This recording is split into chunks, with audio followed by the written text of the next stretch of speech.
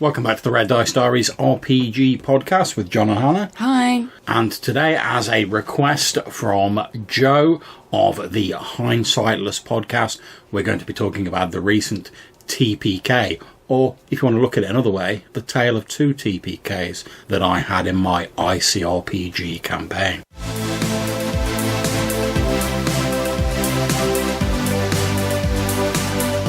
So, Joe from the Hindsightless podcast has asked you about your TPK. I've not asked you much about your TPK that happened recently. So, tell me about the party, first of all. Okay, so this was an ICRPG game. ICRPG is a sort of version of D&D, but sort of ramped up to 11, high fantasy, sort of quite swingy. And the party we had Colin playing a character called Odgid, a sort of crazy like goblin alchemist. We had two characters that were brought over from our previous Midlands game that we converted into ICRPG. So we had Rob playing Friar Dunstan, who's a cleric of Gale, the Golden Angel, and we had Johannes, who was playing his character Jackdaw, who originally was like a sort of stealth assassin, but because he wanted to sort of try out the magic system in ICRPG, we had a bit of a time jump, so we rejigged his character, so we had a bit of magic going on, so like blood magic and stuff like that, so still linked in with the sort of assassin vibe. And then finally we had YT playing a character called Tel Murch, who was like your sort of Phil Mitchell style, like bruiser from like the East End, you know, like bold head, big muscles, like to get a scrap with his fists, that sort of vibe. So those are the four people we had in the party. Okay. And you said this was a tale of two party deaths. What's the other party? Still the same party. Now, the reason I say it's a tale of two TPKs is because, and we'll go into this a little bit more detail in a minute, we had the original TPK, which just sort of like ended with, oh, we've all been killed in a dungeon by some ogres. But even though the characters were going to die, and they sort of knew that, and I was like, strictly speaking, guys, you guys are brown bread, that's it, you're done. We thought that like sort of finishing the campaign off on a sort of, oh, we've just got like killed by an ogre with a big club in a dungeon, was a bit of a sort of like poor ending to it, even though it had only been a short campaign. So what I did was I ran a session after that with them basically playing their characters sort of waking up on a sacrificial altar. These ogres are going to sacrifice them to summon a demon. And I was like, you guys know that they had like a sort of spiritual visitation at the start of it, which basically told them like, right, you're on borrowed time. This sort of the Golden Angel Gale, which was being followed by Friar Dunstan, is sort of holding back your deaths temporarily so that you can stop this demon being summoned. But after that, that's it. Your original deaths will come forth. So they all knew they were going to die in this sort of like after session or at the end of the session. They knew it was the end of the campaign. But because of that, it meant they were all free to sort of act out a bit, go out with a bit of a bang, you know, like sacrifice themselves and like throw themselves into it, which I thought was a far more entertaining and sort of satisfying conclusion to the little campaign, rather than just, oh, we got clubbed to death in a cave and the result was still the same. It wasn't like they knew they weren't going to be able to avoid their deaths, but at least they could go, oh, let's go out with a bang and like with a bit of heroics and stuff like that. Cool. So giving people a chance to say goodbye to their characters, really. Yeah, pretty much. And to give them a good... Yeah, the last hurrah, yeah. Yeah. So the events of the original TPK were basically, they were looking for a unicorn-type creature in one of the forests in the Havenlands just to the south of Great London to cure a curse that had been put on Friar Dunstan by one of their enemies. Now, when they travelled there, obviously you roll random encounters as you move in, and they were travelling for a number of days, so they had to make camps, set up watches, all the normal stuff you do in a D&D game when you're like hex crawling your way through the wilderness and whatever. On one night they stopped off and I was like, right, there's 4 of you, so I assume you're going to take a watch. What I'll do is, if there's a random encounter, I'll roll a d4, that's whose watch it is when the encounter's on. All the dice rolls done out in the open because that's my preference. Everyone can see what's going on. Happy days. So I went round and I was like, all right, is everyone taking a watch? And everyone's like, yeah, I'm taking a watch. And then we got to Colin, he was like, yeah, I'm telling everyone I'm taking a watch. And I was like, the fact that you've mentioned you're telling everyone you've taken a watch implies that you're not actually taking a watch. And he was like, nah, fuck that. I'm just going to like get some shut-eye. See where this is going. And slack off. And I was like, right, okay, so we've got Colin as number 1, number 2, number 3, number 4. Let's see. There's been a random encounter. You've seen me make the roll. let's see whose watch it turns up. Lo and behold, it turns up as Colin's watch, so which is no watch at all because he's asleep. So the first the player characters know of it is they wake up to find these two large lumbering ogres have basically stomped into the middle of their camp and they're like turning over their camp. So the player characters are caught on the hop. The ogres get some blows in and a big fight breaks out.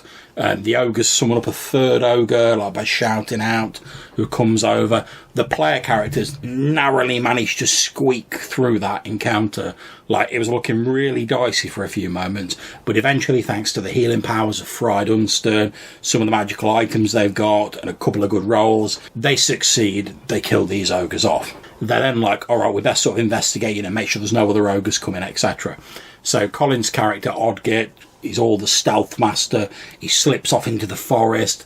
He was like, can I follow the tracks of the ogres? I'm like, yeah, of course you can. I said it'd been raining recently. They're giant ogres. They've not been subtle, smashing their way through the trees. So he follows the trail, comes to like a sort of cavern. And I was like, oh, inside you can hear like sort of like deep rumbling snores from inside. And there's evidence of like a fire outside with like bits of human bone and animal bone, but it's not been lit for a while. And he's like, oh, this must be the goblin lair. This must be the ogre lair. I'll get back and tell the others. So like he back to the others, tells them what's going on, and then bear in mind they've only just survived an encounter with like 3 ogres. They're all like, we best go and deal with them ogres in that lair. And they all go off to do that. And that's where we finished that session. When we started the next session, I was like, right, okay, so you guys, you still planning on going into the lair to like kill the ogres? They're like, yeah, okay. So I was like, no problem, I've got it all planned out. I know that the 3 ogres they fought earlier were sort of young, like juvenile ogres. There's another 3 of them in the lair, and there's like the 2 adult ogres. Like, I'm gonna call them like the mummy and the daddy ogre, just for like convenience sake in this narrative. So they go, unbeknownst to them, the mummy ogre is like a spellcaster who isn't going to get involved in the combat really. It's going to be the juveniles and like the daddy ogre. So we started off the game. Due to like real life stuff going on, Johannes was a bit late to the game, and because I don't like playing people's characters, I said what we'll do if it's alright with the rest of you guys, so I want to crack on with the session, we'll say that like you've left Jackdaw outside in case like any other ogres come back as like a lookout, and then obviously when Johannes turns up he can come in and join you as he sees fit. So they went into the dungeon. They took like 1 torch with them for some reason, I'm not sure why, but they went into the dungeon. They got very little light from the torch. It was quite sort of wet and damp and humid in there because of the recent rains. I described they could hear like a sort of buzzing noise in the distance. So they carried on moving. They got to like a little stream. There was loads of like insects swarming around it, like gnats and stuff like mosquitoes and stuff like that. They start like they have to like descend a sort of small like vertical drop at the end of the path to sort of like just to get down to like the main dungeon floor. So I was like, a few of them were like, oh right, we're going to go down there. I was like, okay, so how are you getting down? Are you using ropes, whatever? You're climbing down. Colin's character was like the Dex master. He's like, right, I'm going to climb down there. And I was like, okay, make your roll. Fails his roll like utterly. And I'm like, right, it's not very big, so you only can take a little bit of damage. But he falls down, he takes a little bit of damage. And when I said, oh, you've fallen off the wall, his reaction was to go, and he fell off the wall. And I was like, okay, so you're like screaming as you fall down. And he's like, yeah, that's what I'm doing.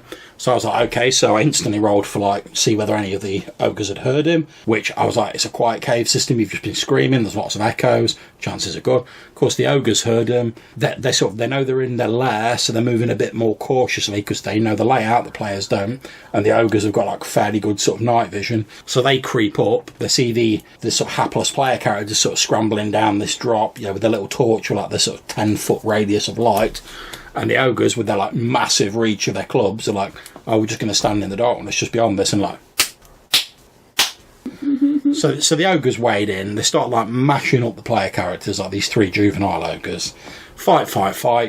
The player characters are holding their own. They're doing pretty well. They start putting down these juvenile ogres who are all like sort of like screaming as they're dying and whatever.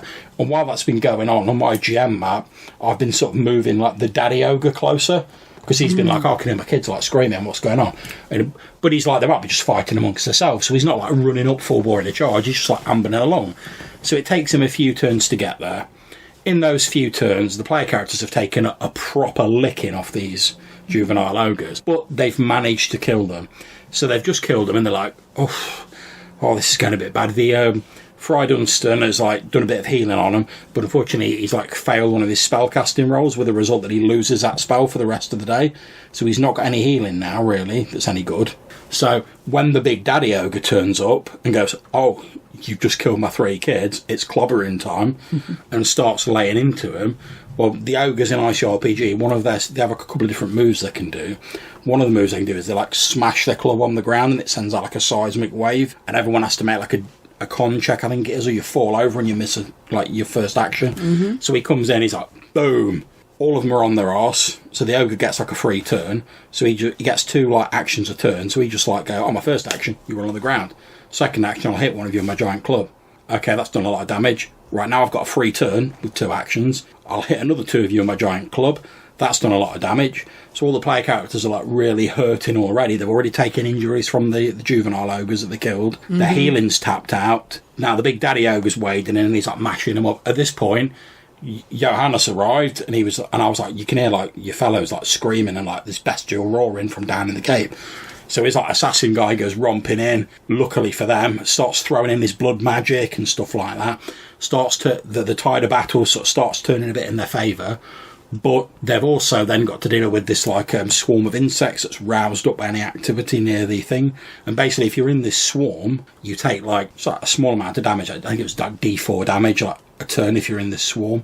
And the ogres, the reason they're not bothered about it is because they're too thick skinned, so it doesn't bother them. So while the player characters are fighting this ogre, the ogre knows it's not affected by the swarm. So it's like standing in the swarm, like fighting. So everyone who's fighting him, even though they're like, "Oh, we're chipping away at him," their hit points are gradually getting knocked down by this swarm each turn. So we get to the very end of it, and basically they're all out. They're all down.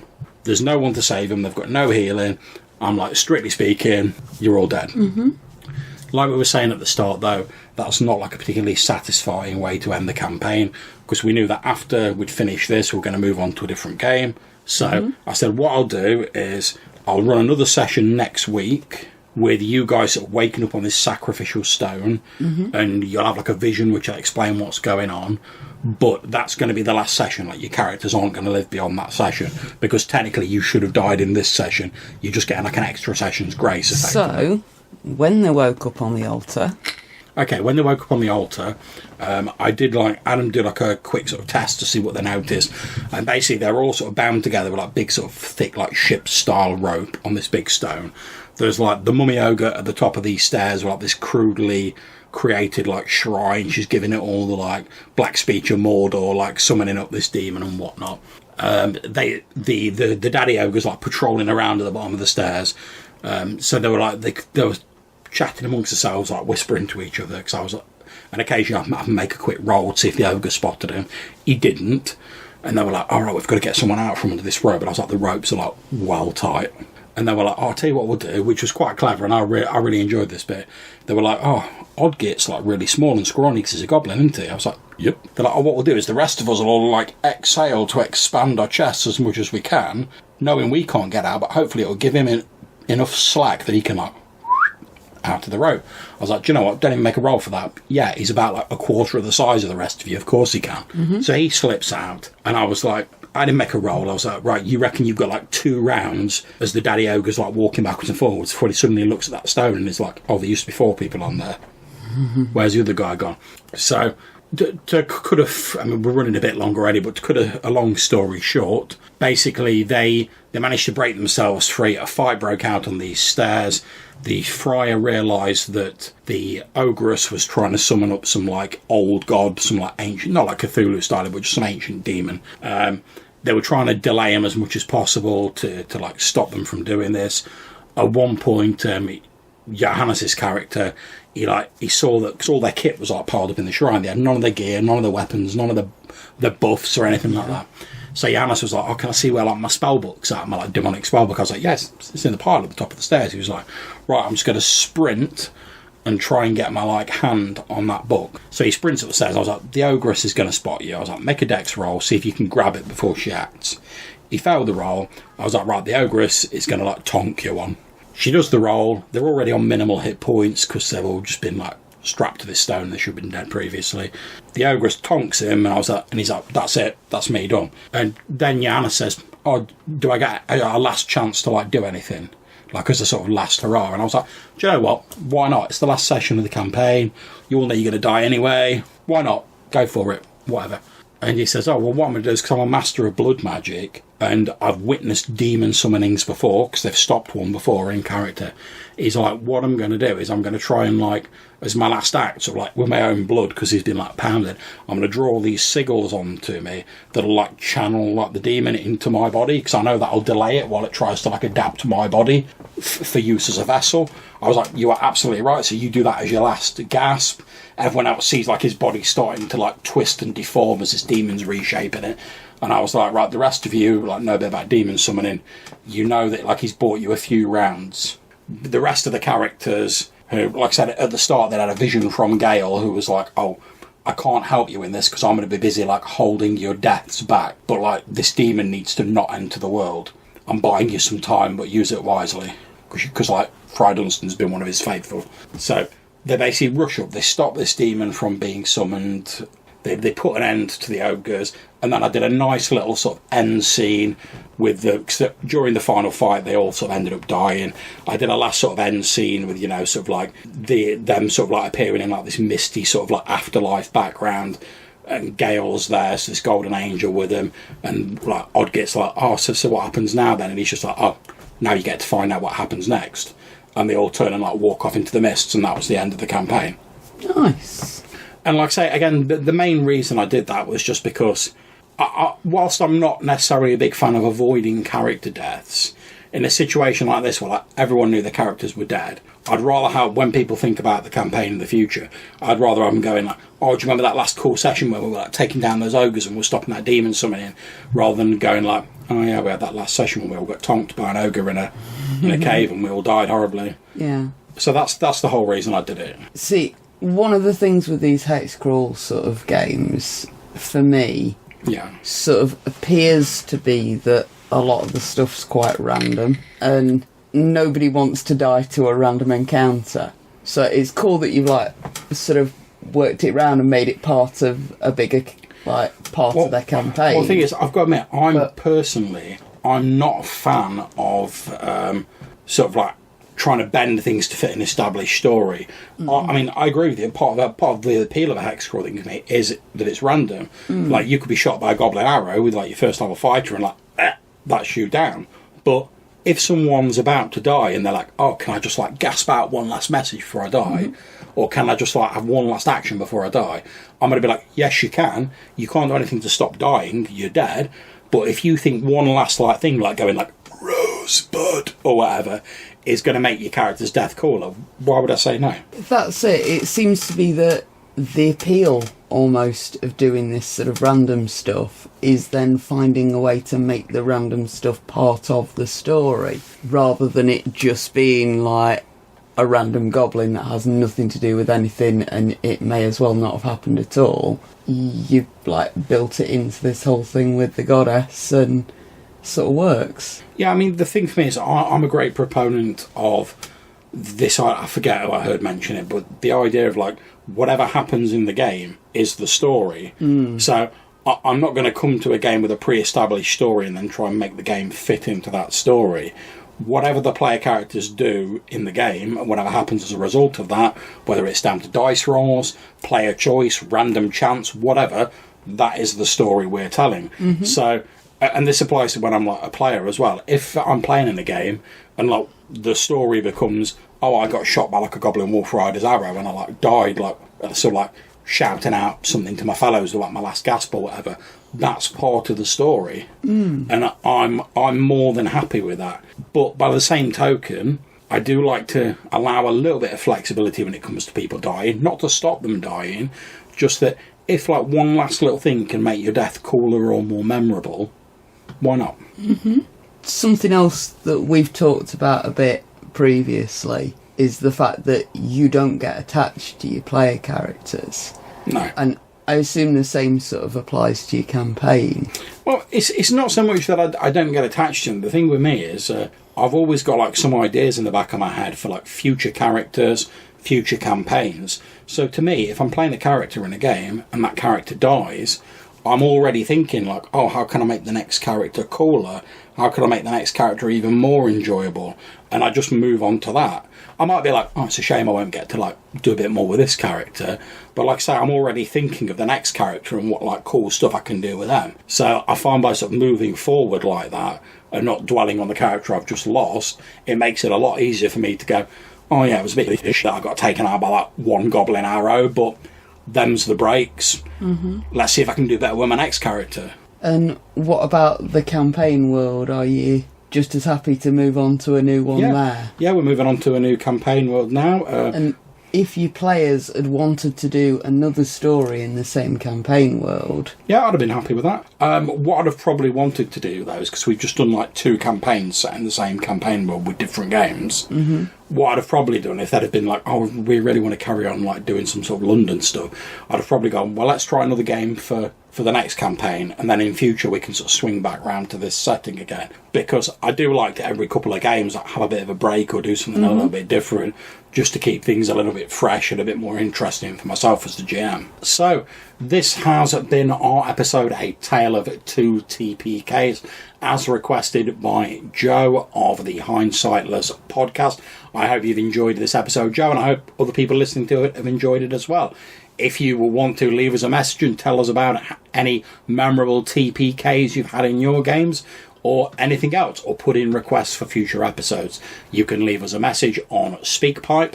There's a link in the description below, or you can drop us an email to rddrpgpodcast@gmail.com. Until we see you next time, take care, stay safe, and keep gaming. Bye.